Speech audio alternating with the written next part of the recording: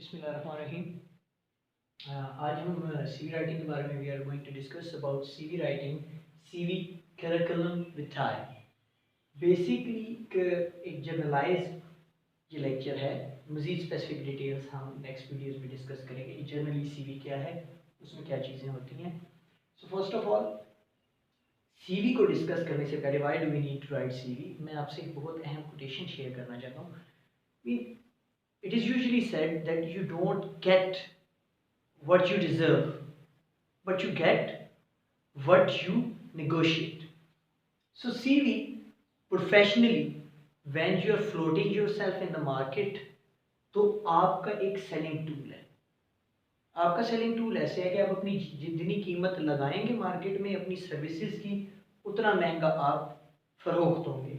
So this is very important and pivotal in your whole career. बहुत सारे लोग हैं जो करियर स्टार्ट करते हैं, स्टार्ट बड़ा माठा सा कर देते हैं और फिर बाद में हमेशा गिला करते हैं। तो स्टार्ट में ही उन्होंने स्टार्ट सही नहीं लिया होता और फिर CV with your career it's carry on updating with the passage of time, and according to scenario you can change it as well. So we will discuss all these things, and the importance of this thing I have already discussed. You don't get what you deserve. Sometime आप deserve बहुत कुछ कर रहे होते हैं लेकिन आपको मिलता बहुत कम है। वो इसलिए कि आप नेगोशिएट उसे प्रॉपरली नहीं कर सकते। और आपके करियर में आपके नेगोशिएशन में सबसे इंपॉर्टेंट चीज जो है वो आपका सीवी है। अब let's quickly move on. CV है क्या? सीवी बेसिकली अगर आप इसे शॉर्ट वर्ड्स में देखें तो this is a snapshot of your academic और प्रोफेशनल करियर और ऑफ बोथ। एक स्नैपशॉट है, एक ऐसी तस्वीर है जो एकेडमिक करियर की और प्रोफेशनल करियर की आप प्रेजेंट करते हैं अपने एम्प्लॉयर को। एकेडमिकली भी अगर आपने करना है या प्रोफेशनली करना है, और फिर on the basis of that snapshot ही डिसाइड्स के व्हाट डू यू डिजर्व, ठीक है, and then your style, how you are going to get what do you deserve, or the way how you negotiate. सबसे आसान बात इसके समझाने के लिए मैं यही कहूँगा कि मिसाल के तौर पे आप अपने रिश्ते के लिए एक तस्वीर भेजते हैं, ठीक है, तो आप अगर कोई बदमाश टाइप तस्वीर है, आपके चेहरे पे कट लगा है, तो आप उसे चेंज चूंज करके बड़ा अच्छा सा बना के भेजेंगे। तो सीवी भी जितना अच्छा आपका होगा उतना अच्छा मीन ये नेगोशिएटिंग टूल है, ये सेलिंग टूल है, उतना अच्छा आप डिजायर्ड रिजल्ट्स अचीव करेंगे। तो इसलिए जैसे रिश्ते के लिए आप बड़ी अच्छी तस्वीर भेजेंगे और आपका रिश्ता हो जाएगा, इसीलिए बहुत अच्छा सा सीवी भेजेंगे, आप बनाएंगे। सो उसमें एकेडमिकली एंड प्रोफेशनली वो जो स्नैपशॉट आपने देनी है, अपनी तस्वीर देनी है, उसमें बेसिक चीज़ क्या है, जो जैसे मैंने आपको बताया कि उसमें आप अपनी खामियों पर, जैसे there is a scar on your face which seems that you are a kind of vagabond and you are not trying to present yourself like that.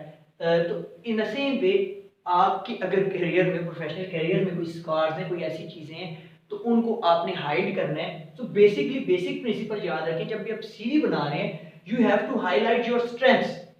अपनी जो स्ट्रेंथ्स हैं उनको आपने हाईलाइट करना है और वो रेलिवेंट हैं उस जॉब से, उस मार्केट से और उन चीज़ों से, उनको आपने हाईलाइट करना है। आपने अपनी वीकनेसेस को हाइड करना है। यहाँ मैं कतन ये नहीं कह रहा कि you need to tell a lie, यहाँ मैं ये कह रहा हूँ कि आपने अपनी स्ट्रेंथ्स को हाईलाइटेड रखना है इसमें, अपने सीवी में।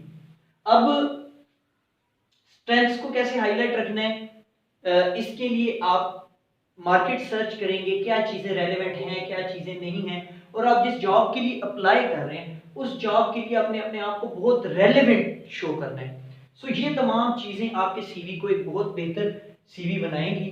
और हमेशा याद रखें, थंब रूल यही है कि आपने अपनी वीकनेसेस को हाइड करना है, झूठ नहीं बोलना, और हाईलाइट करना है अपनी स्ट्रेंथ्स को।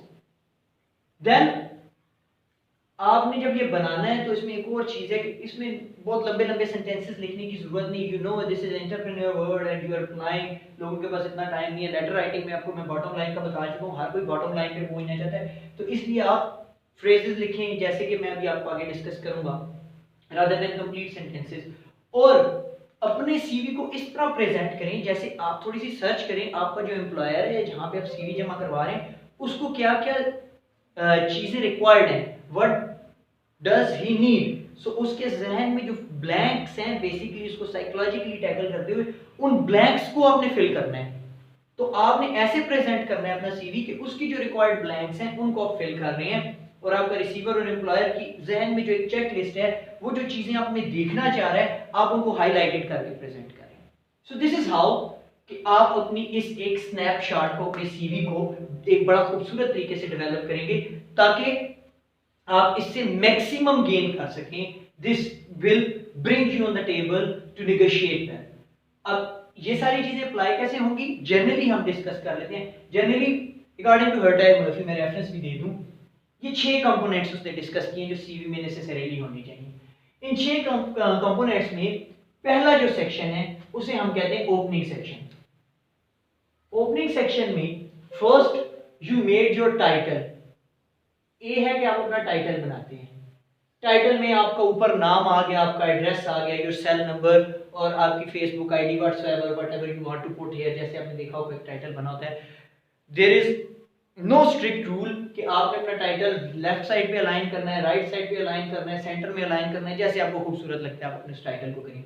फिर ओपनिंग सेक्शन में दूसरा जो पार्ट है वो ऑब्जेक्टिव है, जो बड़ा इंपॉर्टेंट है। टाइटल देने के बाद आप ऑब्जेक्टिव डिस्कस करते हैं, और ऑब्जेक्टिव्स दो तरह के, ऑब्जेक्टिव बहुत लंबे लंबे लिख दिए जाते हैं, इतने लंबे लिखने की जरूरत नहीं। एक स्पेसिफिक ऑब्जेक्टिव है, जनरल ऑब्जेक्टिव है। फॉर एग्जांपल एक जगह आप जॉब के लिए अप्लाई कर रहे हैं एज एन इंजीनियर, तो आप जनरल ऑब्जेक्टिव में लिखेंगे applying for a job of a lab engineer या एज इंजीनियर।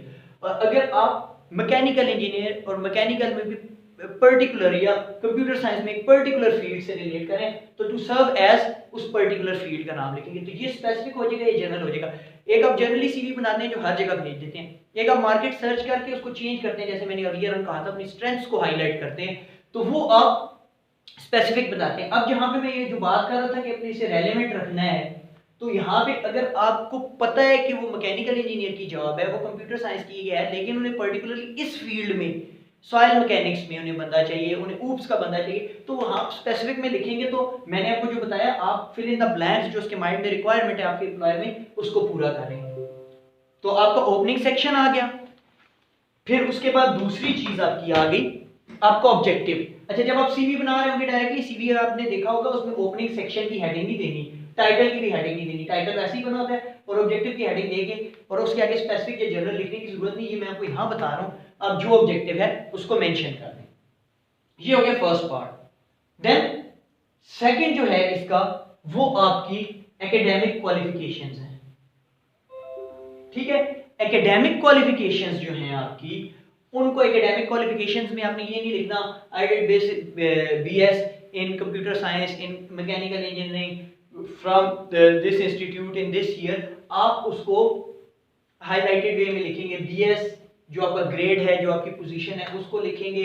जिस ईयर में किया है, जिस यूनिवर्सिटी से किया है, उसको आप लिखेंगे। अब यहाँ एक बात आपको मेंशन कर दूं कि जो मैंने आपको पहले कहा था, आपने अपनी हाइलाइट्स को, अपनी स्ट्रेंथ्स को हाईलाइट करना है। देखें, अब यहाँ पे आप अपना ग्रेड या डिवीजन भी मेंशन करते हैं, या मार्क्स ऑब्टेन्ड भी मेंशन करते हैं। अब देखिए फॉर एग्जांपल, अगर आपका थ्रू आउट ए ग्रेड है तो उसे आप मेंशन करें, लेकिन सम टाइम होता है आपके मैट्रिक में, आपके फर्स्ट ईयर सेकंड ईयर में, even you are achieving good percentage, लेकिन ग्रेड आपका बी बन रहा होता है, तो अब आप बी भी लिखेंगे तो वो अच्छा नहीं लगेगा। तो बेहतर है कि आप वहां पे फर्स्ट डिव लिख दें। ठीक है।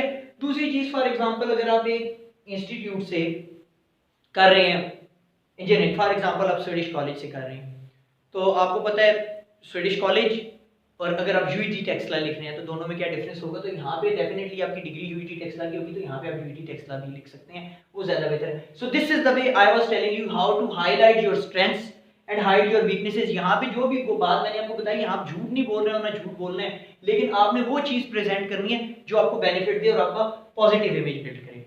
देन आपके मेजर कोर्सेज हैं, अगेन रेलेवेंट हो जाए, स्पेसिफिक से आपने जॉब सर्च की है, जो रेलेवेंट कोर्सेज हैं, मेजर कोर्सेज हैं जो उससे रिलेट करते हैं। फॉर एग्जांपल बहुत सारे न्यू स्टूडेंट्स हैं, उनको ये प्रॉब्लम होती है जैसे कि जी वी हैव नो एक्सपीरियंस, तो इसका बड़ा प्रॉब्लम है।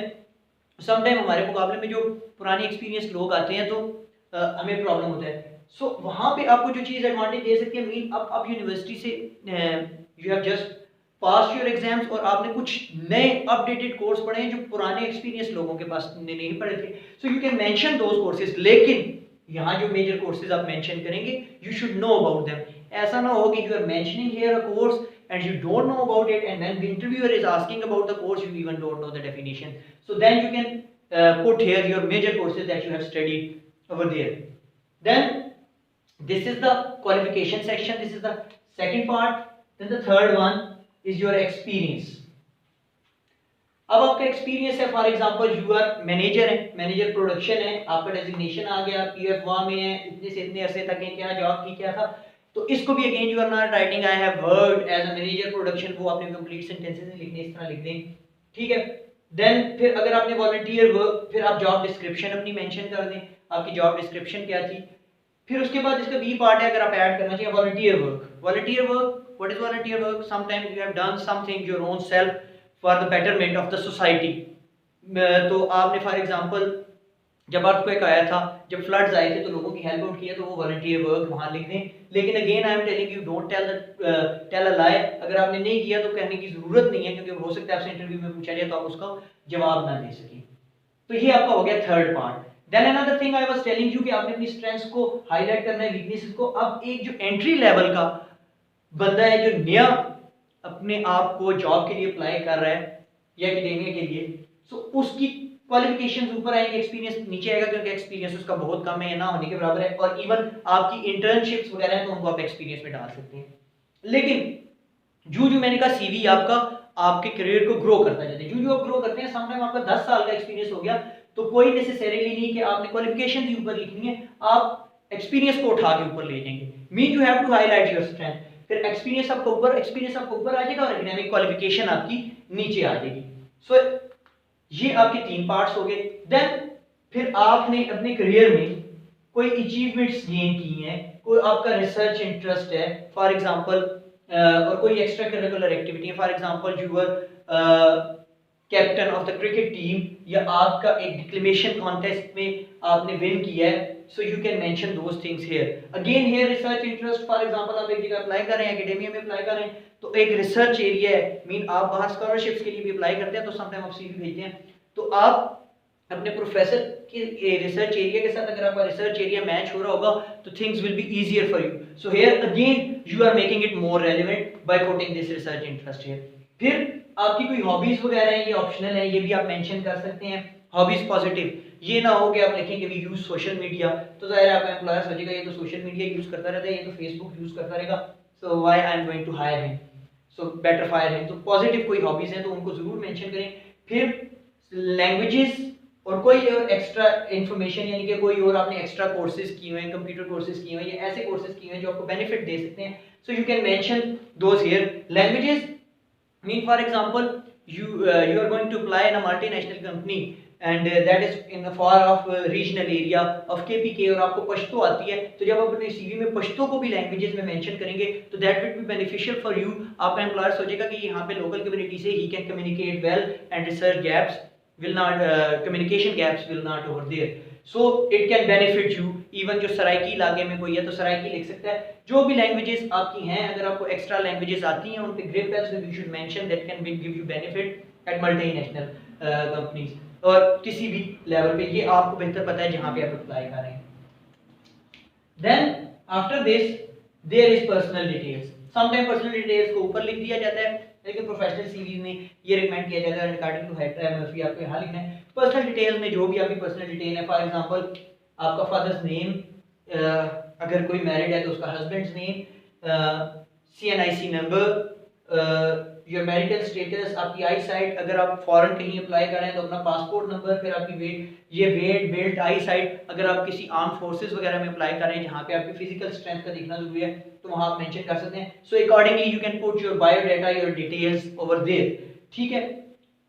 Then here you have to also mention your date of availability। sometime आप जॉब से स्विच कर रहे होते हैं, एक जॉब से आप जब स्विच करके दूसरी जॉब के लिए अप्लाई कर रहे हैं, तो बाज़ औक़ात आपने फॉर एग्जांपल अगर नेक्स्ट जगह जहां अप्लाई किया है वहां पे आपने 10 अगस्त को उन्हें बंदा चाहिए, लेकिन जहां आप ऑलरेडी जॉब कर रहे हैं वहां से वो आपको आपका महीना पूरा होता है और वो आपको रिलीज करेंगे 25 अगस्त तक। आप डेट ऑफ अवेलेबिलिटी अपने सीवी में मेंशन नहीं करते, सारी आपकी करस्पॉन्डेंस होगी, आप बेफिक्र बैठे हुए, आपने नोटिस दे दिया, आपने बताया नहीं कि आप 25 अगस्त तक कर सकते हैं। जब वो वहां से जॉब छोड़ के आगे पहुंचते हैं तो वो कहते हैं कि हमारी तो 10th August was the last date for joining, you are late तो आप अब दोनों तरफ से हाथ पे हाथ धरे बैठे हैं, so you are getting in trouble, you are facing the trouble, that's why it's also better if you are mentioning date of availability over there. Then last but not least very important which is about references. So reference आपका academic professional references जो भी हैं, अगर आप mention करना चाहते हैं तो मेंशन कर दें, जो लोग आपको अच्छी तरह जानते हैं। मीन रेफरेंस भी है कि अगर आपका एम्प्लॉयर या जहाँ पे आप अगर एडमिशन के लिए अप्लाई कर रहे हैं, they will call the person, they will contact the person, तो वो बताए कि मैं इस बंदे को जानता हूँ। ऐसा रेफरेंस ना हो कि वो आपको जानते ही ना हो। तो और अगर आप नहीं मेंशन करते in the initial on the initial stage, so definitely आपको एक इंटरव्यू के लिए बुलाया जाएगा और उसके बाद आपकी चिट चैट होगी। तो आप अपनी सीवी में सिर्फ मेंशन कर सकते हैं reference will be furnished on demand or provided on demand. So in a lighter mode I have told you generally, अब specifically कितनी kinds of CVs हैं, क्या क्या होती हैं, मजीद betterment कैसे हो सकती है, क्या मुख्तलिफ formats हैं, we will discuss in the next video. So far it is for you and you can see here I have discussed a little bit generally कि आप कैसे अपनी strengths का highlight कर सकते हैं और कैसे अपनी weaknesses को hide करके कैसे आप अपना इस स्नैपशॉट ऑफ योर करियर को ज़्यादा से ज़्यादा अट्रैक्टिव बना सकते हैं और ज़्यादा से ज़्यादा आप अपनी सर्विसेज से अर्न कर सकते हैं। So thank you very much for this one, see you later, okay, अल्लाह हाफिज़।